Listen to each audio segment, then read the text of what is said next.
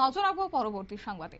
ভারতীয় হকি ফেডারেশনের উদ্যোগে আগামী 11ই মার্চ থেকে শুরু হচ্ছে অনূর্ধ্ব 14 ছেলেদের এবং অনূর্ধ্ব 17 মেয়েদের 6A সাইড হকি প্রতিযোগিতা। শনিবার এই উপলক্ষে পুলিশ হকি মাঠে অনুষ্ঠিত হলো রাজ্য দল গঠনের নির্বাচনী শিবির এবং এই শিবিরে বিভিন্ন জেলায় পাশাপাশি মহকুমা থেকে অংশগ্রহণ করেছে প্রায় 30 জন খেলোয়াড়। কি রয়েছে বক্তব্য শুনুন। কি টুর্নামেন্টের জন্য দল গঠন হচ্ছে এবং কোথায় যাবে দল?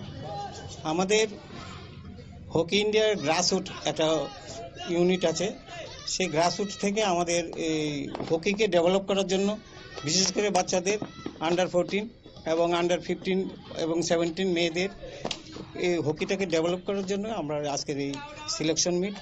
এখান থেকে আমরা সিলেকশন করে আগামী 13 থেকে 15ই মার্চ কালিম্পংয়ে অনুষ্ঠিত হবে, সেখানে আমাদের ছেলেরা অংশগ্রহণ করবে।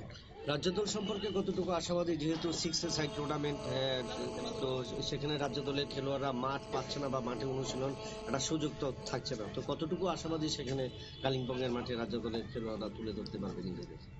না, আমাদের মাঠ পাচ্ছে না, আমাদের অলরেডি এক্সট্রা মাঠ হয়ে গেছে সরকারের তরফ থেকে, এখনো এটা আমাদের হাতে আসেনি বা রিলিজ হয়নি। তো আমরা এখান থেকে সিলেকশন করে আমরা আরো 10-12 দিন আমরা ওইখানে এক্সট্রা মাঠ সিলেকশন করব এবং সেখানে প্র্যাকটিস করব, ট্রায়াল ক্যাম্প হবে। সেখান থেকে আমরা আশা রাখি আমরা আমাদের ছেলেরাও ভালো রেজাল্ট করবে।